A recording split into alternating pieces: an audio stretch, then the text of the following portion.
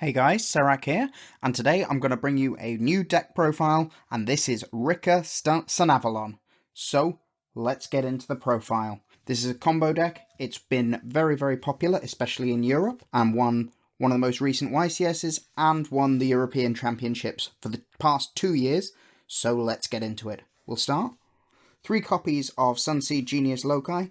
Loci is the card that you start with in a lot of your best combos. You play so many ways of getting to this that you can pretty much guarantee you'll see it. There's been a lot of jokes that it's actually a Mathmech Circular in disguise.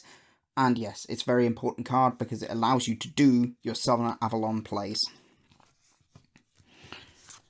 1 copy of Sunseed Twin. If it's normal or special summoned while you control a Sun Avalon Link monster, you can target a level 4 or lower plant monster in your graveyard and summon it. Banish this card and 1 Link monster you control. If you have 2 plant Link monsters with the same name as each other in your graveyard, special summon 1 of them. This is how you trigger Aromaseraphy Jasmine multiple times in 1 turn, by using this in conjunction with Healer to gain more life in the turn.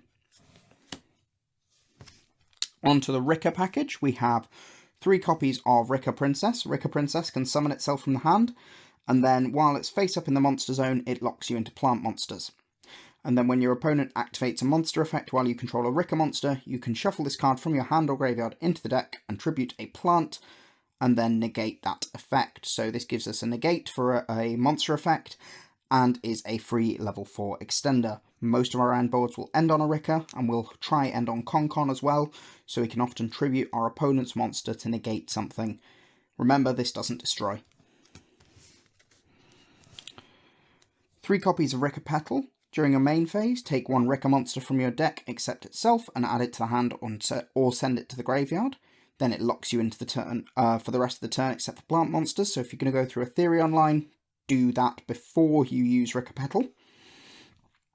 While this card is in the graveyard during your opponent's end phase, if you control no monsters or everything you control is a plant monster, special summon this card, and then you can only use each effect once per turn. So this is how we win in the grind game, because Rikka Petal just keeps on coming back and giving us more and more material to play with. 2 copies of Mudan. Mudan can tribute a plant and special summon itself from the hand. If it's normal summoned or special summoned by the effect of a plant monster, including itself, you can add a Rikka spell trap from your deck to your hand. So this gives us access to Sheet or Con if we need it. Normally we're going to get Con unless we desperately need Sheet. 1 copy of Primula the Rikka Fairy. If a monster you control is tributed, summon this card from your hand. You can target 2 plant monsters, increase their level by up to 2 until the end of the turn. This is mainly just a nice extender that we can usually access because it's a free special summon.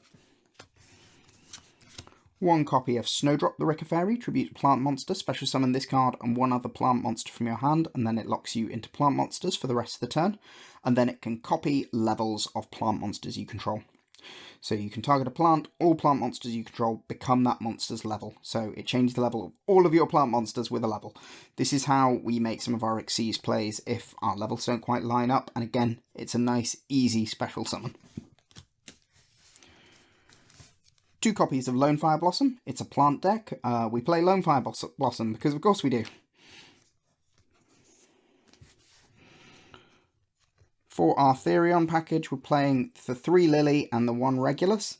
So Lily, when it's summoned, the Therions can all summon themselves by targeting a Therion or the appropriate type in the graveyard and equipping to it. So Lily targets a plant, and then when it's summoned, you can send a card from your hand or field to the graveyard and add a Therion spell trap from your deck to your hand. And then Regulus, when it's summoned, equips obviously, and then when your opponent activates a card or effect, you can send 1 Therion from your hand or face-up field to the graveyard and negate that effect.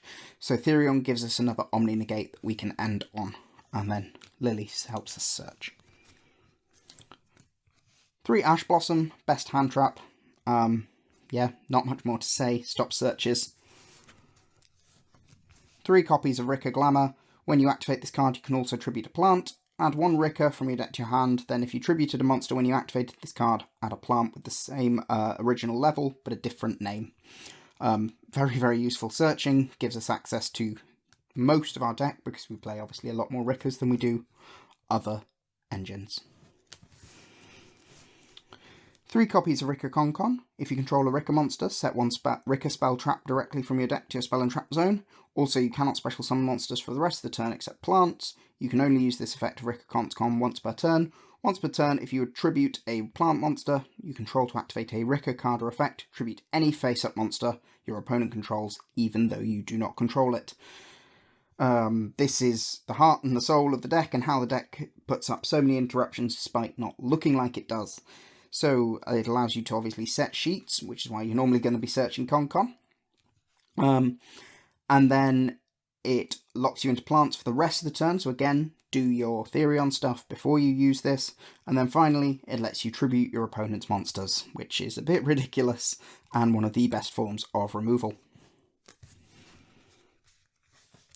3 copies of Small World. Small World lets us search to get to loci. Very few of our cards line up with loci stat-wise, so as long as we can find a bridge through something like Lone Fire, then we can very easily turn any plant in our deck into loci. 3 copies of Unexpected Die. This card searches loci for us to start our combo. 2 copies of Sunvine Sowing. We play 2 because we don't want to accidentally draw one of them and then not have a search target. And it can be used as a starter in a pinch if we really need to, but ideally we want to be searching this and then using it to combo off that way. 1 Therion Disc Colosseum to search with Lily Borea. When this card is activated, you get to search Therion, so we get to search Regulus, and then it can protect stuff from battle as well. For our traps, we have the 1 Rikka sheet, which targets a face-up monster your opponent controls, and then if you tribute a plant monster, it prevents your opponent from activating that monster's effects, and then if you tribute a monster, you can take control of that monster as well. So this, in conjunction with Concon, is incredibly dangerous for your opponent because it kind of deals with 2 things with just 1 card. And then finally, to round out the traps, 3 copies of Infinite Impermanence. Negation is good. We like negation. For our extra deck, we begin with 1 Teardrop the Rikka Queen, rank 8, detach material from this card, target a monster on the field and tribute it. This is a quick effect if this card has a plant monster as material, which it always will. You can only use this effect of Teardrop once per turn. Each time a monster is tributed, this card gains 200 attack for each until the end of the turn. It gets nice and big. It's got the best removal in the game as a quick effect. It's really easy to make. And we don't have to worry about the downside on the effect because we're always making this with plants, so it's always a quick effect. 2 copies of Rikka Queen Strenna. Strenna can detach a material, then target a plant or Rikka card in the graveyard and add it to your hand, so it gives you a nice bit of recursion. If this card with Xyz material is tributed, special summon 1 rank 5 or higher plant Xyz monster from your extra deck and attach this card to it as material. We are using it to cheat out Sacred Tree Beast Hyperiton, which is a rank 9. During your turn, when you activate this card or effect, target 1 card of the same type in your graveyard and attach it to this card. During your opponent's turn, when a card or effect is activated, quick effect, you can detach 1 material of the same type, negate the activation and destroy that card. So if we can attach multiple different types of material to this, we can get access to an Omni Negate. Usually this will be a monster negate if we've made it at the end of the turn because it will have the Strenna attached to it, but in ideal worlds we can add spell or trap negation to it as well. For our Sun Avalons, we play 3 copies of Dryas. If it's link summoned using Sunseed Genius Loci, you can then add a Sunvine spell trap from your deck to your hand. It can't be targeted for attacks, but does not prevent your opponent from attacking directly. That bit's irrelevant, we are basically never leaving this on board. And then if you take battle or effect damage, which Sunvine Sowing does, you can gain that much life points and then special summon a Sunvine monster from your extra deck. So this searches Sunvine Sowing and then uses it to cheat monsters from our extra deck. So we have 2 copies of Sunvine Healer, 1 plant normal monster, although we're usually cheating this out. If a Sun Avalon link monster you control leaves the field by card effect, destroy this card. If this card is special summoned, target a Sun Avalon monster, gain life point equal to its link rating times 300, so this helps us win in time. When your plant link monster inflicts battle damage, gain 600 life points.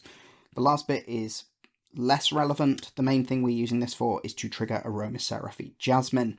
and it's very easy to cheat out. One Thrasher, this lets us OTK.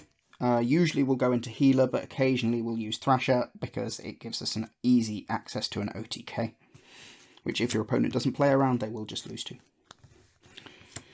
One Sunavalon Melias. Melias needs 2 plant monsters, including a link monster. If it's link summoned, you can summon a Sunseed Genius Loci from your graveyard. Can't be targeted from attacks, but does not prevent opponent from attacking you directly. Target a Sunvine link monster you control, and then it can attack a number of times each battle phase up to the number of Sunavalon. So this is how we make our OTK with Thrasher. The main thing about this is it summons back a Sunseed Genius Loci, which gives us access to more link material. 2 copies of Aromaseraphy Jasmine. So Jasmine is the heart and soul of the extra deck.